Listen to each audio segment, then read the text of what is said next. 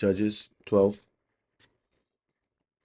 So I repeat, this is a very important story, very interesting. A lot of people say names don't matter, pronunciations don't matter, and all of that. So this is a chapter that is like hidden. Now that we're talking about the word Safon, interestingly enough, this chapter is a treasure that is hidden in the book of Judges.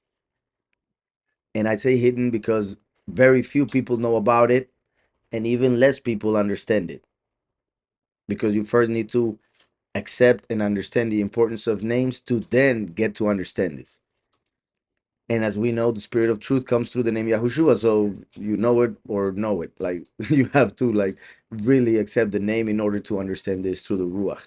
So I find interesting that it was towards Safon, as in towards a treasure. And the men of Ephraim gathered together. Remember that the last comes through Ephraim. And the many are normally interpreted as Ephraim. They were gathered together and passed over toward Safon, toward the treasure, toward what is hidden, and said to Jephthah, he who opens. Jephthah. As I was saying, Jephthah means he opens. So Yahushua is the door that needs to be opened through the key, which is his name, right? The last is the good shepherd. So he's the one who opens the door for the sheep to enter. Okay? You're gonna tell me later. I missed it. So um interestingly enough, we see that it was Ephraim, and the last comes from Ephraim. Safon, that is a hidden treasure that we find in this chapter. And interestingly enough, we are reading it while being up north. And said to Jephthah, said to the one who opens, why did you pass over to fight against the children of Ammon and did not call us to go with you? We are going to burn your house over the house over you with fire. Can you imagine how evil you have to be to go to somebody and be like, why didn't you allow me to go with you and kill all those people I wanted to kill? Now I'm going to kill you. It's kind of the thing. It's like, what? How crazy can you be that you're mad because I didn't invite you to a war? You got to be a little bit crazy to want to go to war. Why did you pass over to fight against the children of Ammon and did not call us to go with you? We are going to burn your house over you with fire. So they want to burn Jephthah, the one who opens, who comes from Ephraim, and all of the things I already said. And Jephthah said to them, my people and I were in a great struggle with the children of Ammon, and when I called you, you did not save me out of their hands. So he had called them in the previous chapter, but they didn't do anything, and now they're complaining. And I saw that you would not save me. Then I took my life in my hands and went over against the children of Ammon. You see this? Then I took my life in my hands. Remember how Yahweh says in Isaiah, in two different parts, that he saves himself? Like he looked for someone to save. In fact, I'm going to have to read it because it goes perfect with this. In Isaiah, there are two parts, but I always read, most of the time I read Isaiah 63. In Isaiah 63, Yahweh says, and I looked, verse 5, and I looked, but there was none helping. That is like Jephthah saying, I try to find help from you guys, but you didn't want to help. And I looked, but there was none helping. And I was astonished that there was none upholding. So my own arm saved for me, right? He saved himself through the first manifestation. Yahushua HaMashiach is the one who saves us all, even himself. That's so perfect. How perfect he is. So we read in Judges that he says, and I saw that you would not save me. Just like us, when we come to this world and we are taught, basically, you see how I told you that Ephraim represents the many. Ephraim passed over. How interesting that we just celebrated Passover, but I'm not gonna say it. I just said it. So, and passed over towards Safon. Passover in the north. That's crazy. I know they're like there's so many at the same time. And said to Jephthah, so Ephraim came to complain to Jephthah for not inviting them to fight, right? So the Ephraim represents the many. So the many want to burn the last who opens the door because he didn't include them in the battle because we are at battle. He does include them, they just don't want to fight. And that's what he said. I called you, but you didn't come because many are called, but few are chosen. Ephraim represents the many. They were called, they didn't answer. Okay, so I'll save myself, said Jephthah. Obviously, he was going with his people, but that's what he means by myself, like my tribe. And I saw that you would not save me, right? So that means what happens to all of us. We go to the many for them to save us with their doctrine, and we realize it doesn't save. We go to the many religions, Christian denominations. We go to the churches where there are many people because we thought there was a reason, a good reason for many people going. Then we realized it was a bad reason. They just masses tend to follow error, right? So um that's pretty much what we see here. And I saw that you would not save me. Then I took my life in my hands and went over against the children of Ammon. Remember that Ammon, remember that Lot represents in the negative. I want to make that clear because his name means cover, a covering. So in the negative, Satan covers our eyes so that we don't see Yahweh. So Lot represents Samael and the veil that Moshe had on his face, which is that of the flesh. When person dies, that veil is taken away.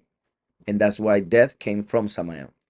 Then comes the two children of Lot, which were of incest, right? Moab and Ammon.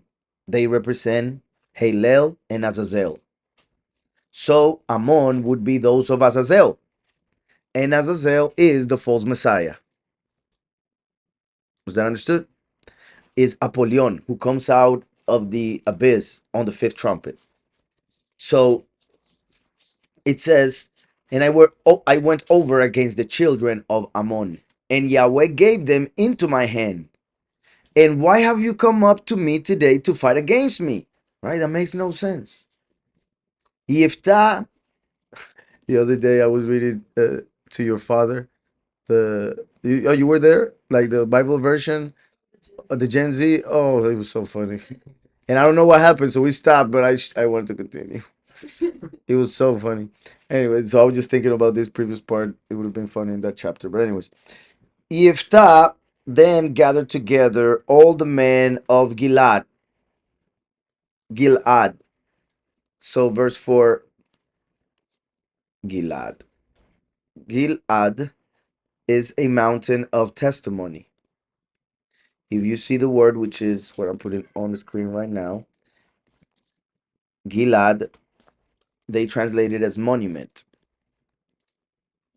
because the first part, Gil, is like a hill of whatever you put on top of each other, like whatever you amount, right? So that is a Gil or Gal also. But Gilad would be a mountain of testimony because Ad would be also the same as Ed. Remember? Aid, I should say it. Aid is witness. So we could also say is a mountain that works as a witness. And remember that, well, I said Gal, right? Like I said, Gil, like a hill. Gal, remember that is both happiness and circle, like in Abigail. So the circle or Gal, like in Galilee, represents the circuit starting again, time repeating, history repeating.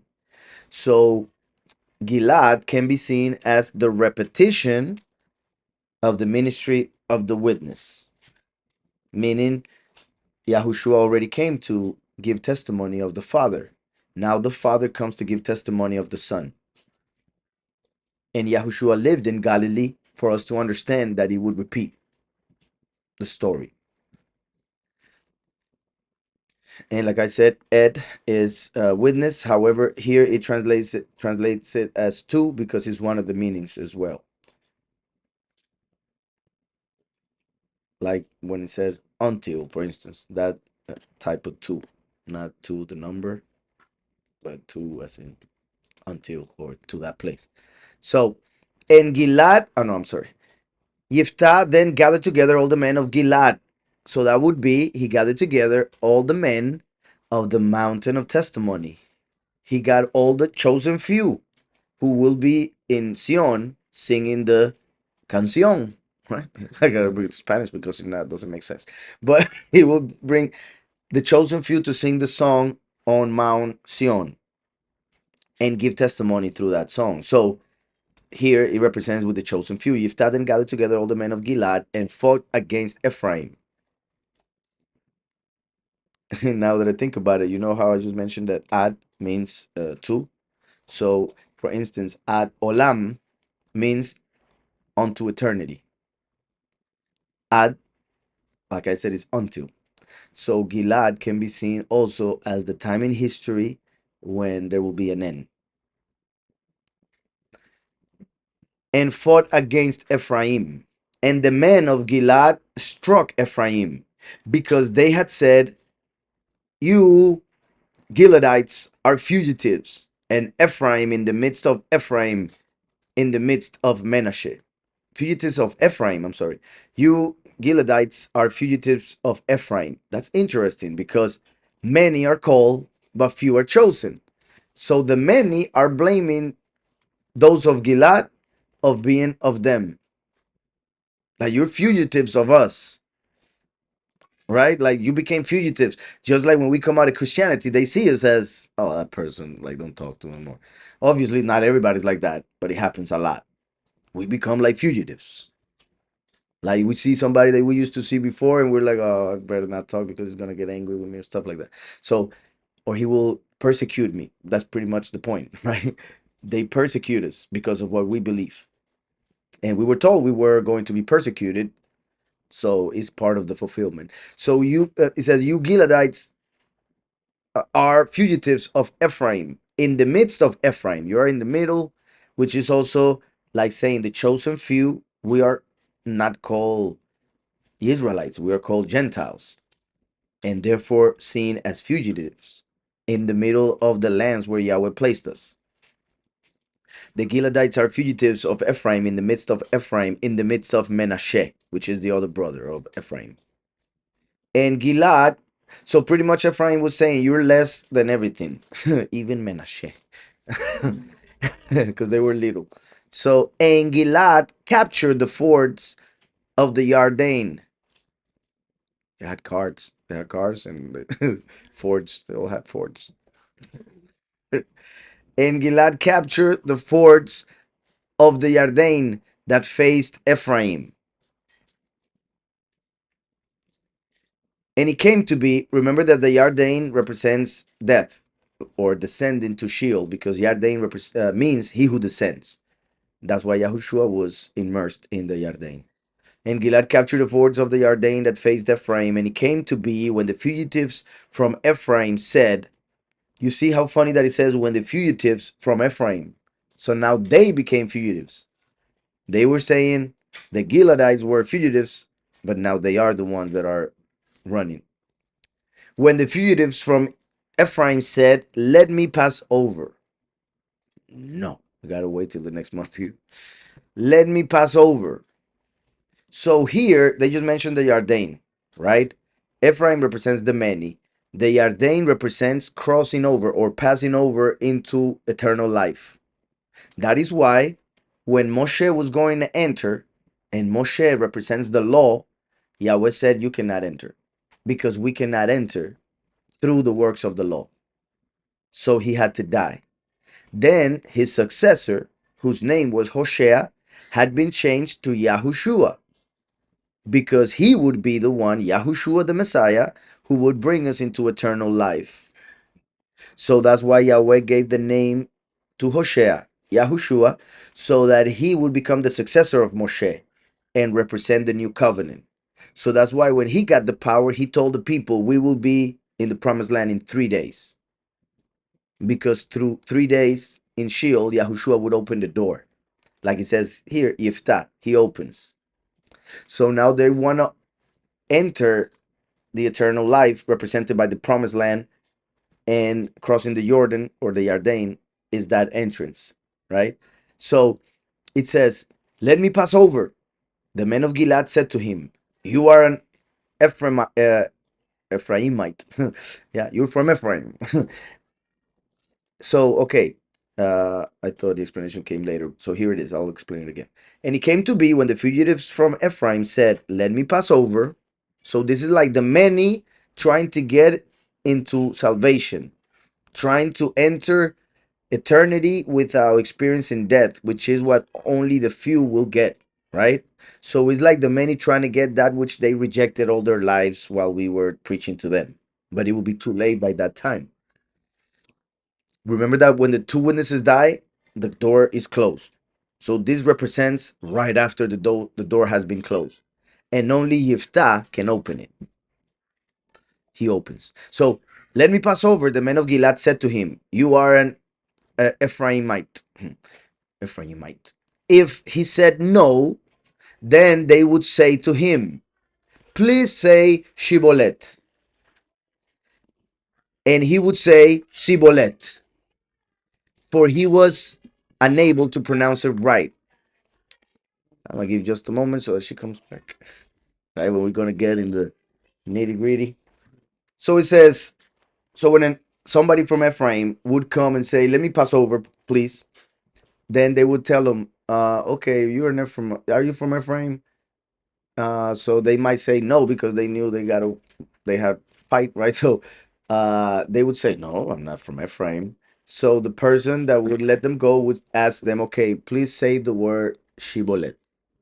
And they would be like, of course, Sibolet, right? So they were like, you're from Ephraim, because like the people from Ephraim couldn't pronounce the letter Shin. So it's like somebody saying, yeah, you knew it already.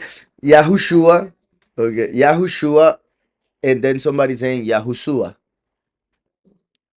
You know what I mean? It's different. Like for instance, I have told you when, like, well, now that I went to Argentina, it's funny how, like, their accent makes it so that the Y, they say like the letter Shin, so they almost say Shahushua, Shahweh. You know what I mean? Like we say Ja, they would say Sha, right? So uh the accent is so noticeable when it comes to the Argentinian accent in that letter that is perfect for this example. But the other way around, like they put the shin in almost everything. You know what I mean? In this case, those from Ephraim would take it away when it comes to pronunciation.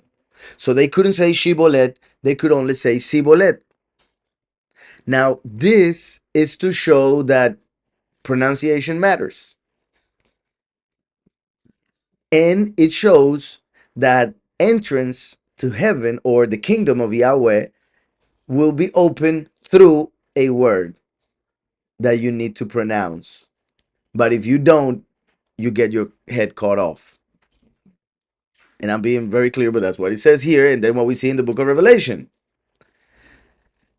those who don't get the mark will get the head cut off. So it says, then they would say to him, please say Shibolet. And he would say Sibolet, for he was unable to pronounce it right.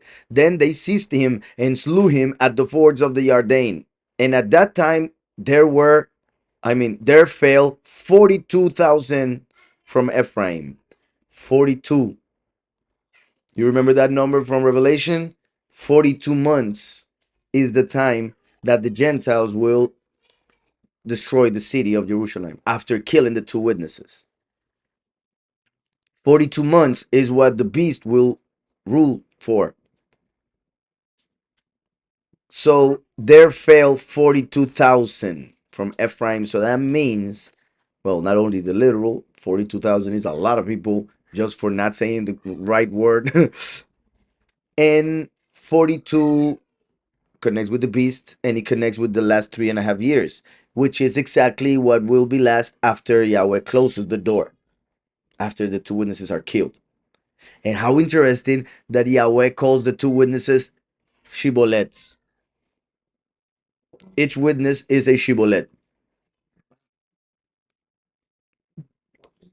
Yeah. So, and Jephthah ruled Israel 6 years. And Jephthah, well, remember that the last comes at the end of the 6th millennium. And Jephthah the Gileadite died and was buried in one of the cities of Gilad. And after him, Ibzan of Bethlehem ruled Israel. Bethlehem, interestingly enough, we know Yahushua was born in Bethlehem. Now, let me see the name Ibzan real quick. Verse 8. Ibzan, it means their whiteness. Obviously, like, and we're in the north. I mean, like, just kidding. No, remember that whiteness represents purity. So their whiteness would be their purity. After the last is killed, resurrects, becomes one with Mashiach, and then Mashiach will rule over the whole earth, and he is our whiteness. He is our purity. Whatever we get, it is from him that we get it. And that's why we get the bodies that we will have in eternity. How you doing, girl? How's the birthday?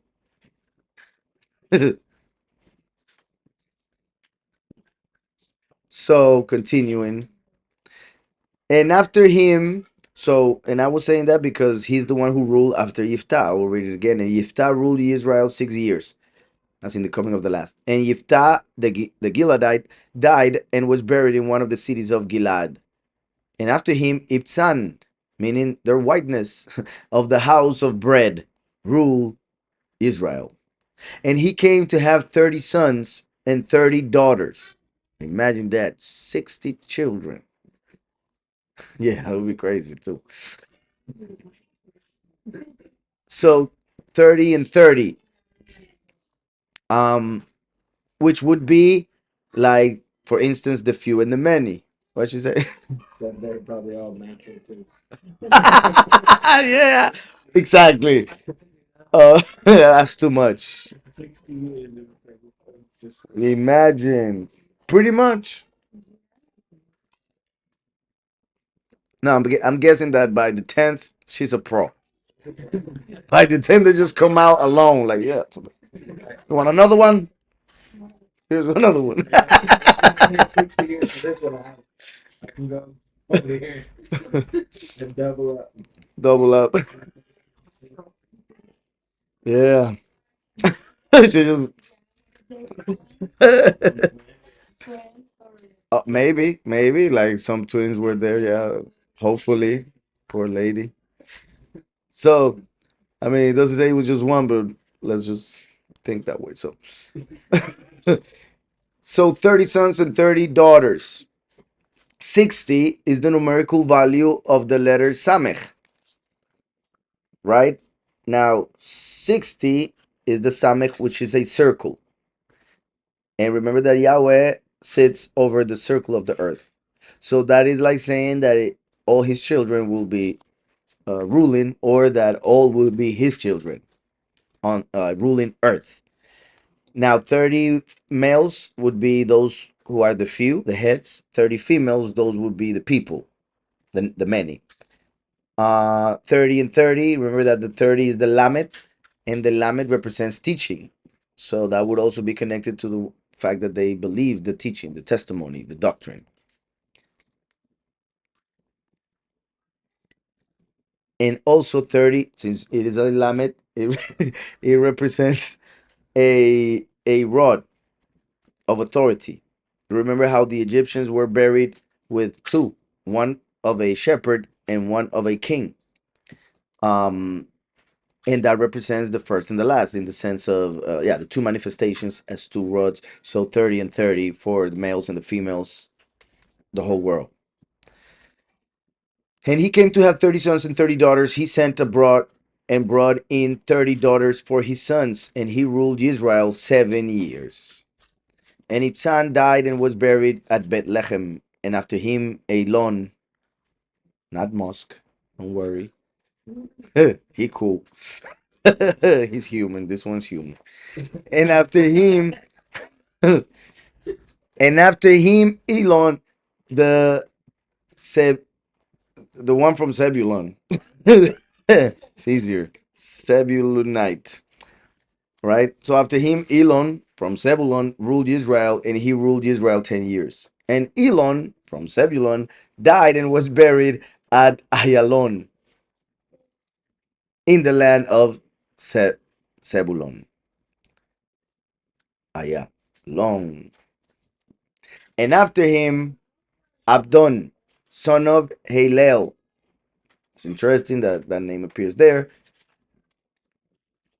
The Piratonite ruled Israel, and he had 40 sons and 30 grandsons who rode on 70 young donkeys, and he ruled Israel 8 years. And Abdon, son of Halel, how interesting that is Abdon, son of Halel. Abdon sounds a lot like Abaddon, and Halel is Halel, right? So let me go to verse 3. In this case, Abdon comes from Eved, which is servant. It's different than by one letter, but remember that letters that have similar pronunciation can be changed in order to get more revelation from the word. So in this case, we could, if we want to, change the ayin for an aleph, and it will become Abaddon, Apollyon, the one that comes from the bottomless pit. Let me go real quick. Revelation 9 is where it speaks of Abaddon. 9:11 it says Abaddon. G3 in the concordance. And yeah, that is the only difference, as you guys can see if you look at the screen. Abaddon on the Strong's concordance, and here Abaddon as I wrote it on the translator. So just by changing that word, we got Abaddon, the destroyer. That letter, I mean. And then it says Halel, which is missing the letter Yud, but the sound of the Yud is there. As you can see it by the point under the letter Hey, that represents the sound of the Yud right after. So Halel. Abadon, son of Halel. Imagine that. And why is that interesting? As I will explain, most likely both Halel and Abadon are brothers, children of Samael, who he had in two different times. First Halel, then Abadon.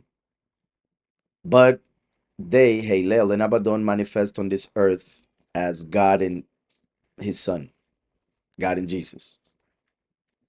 Halel and Abadon. So how interesting that it says that Abadon was the son of, or in this case, is Halel son of, let me see, son of Halel. Yeah, Abadon, son of Halel. So it would be like saying Jesus, son of God. The Piratonite, and yeah, that name is also. I'm gonna go look it up.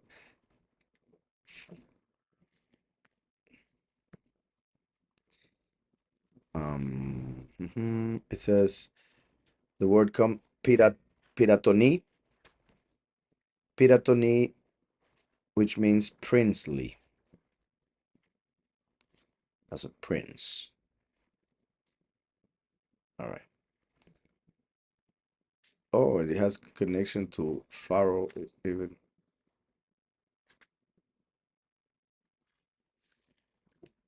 So yeah, to finish, and Nabadon, son of Halel, the Piratoni, died and was buried in Piraton in the land of Ephraim in the mountains of the Amalekites. Another connection to evil, Amalek. Yahweh said that he would destroy Amalek from the face of the earth, its name. And that's what is going to happen through the last, who comes from Ephraim, which is the first tribe mentioned in this chapter. And this chapter then ends with Abaddon, son of Halel, who was like Pharaoh, Piraton, because of the letters that he uses. who was in the kingdom of Amalek. Most likely, they will use part of the DNA of Amalek for the body of for the body of the false Messiah, or the beast himself will be from Amalek. For instance, I'm not saying that it is, but I've mentioned the possibilities of Yahweh having sense of humor and Trump being the beast. If that was so, like, it's quite possible that Trump is from Amalek because a couple of reasons. So that's the end of that chapter.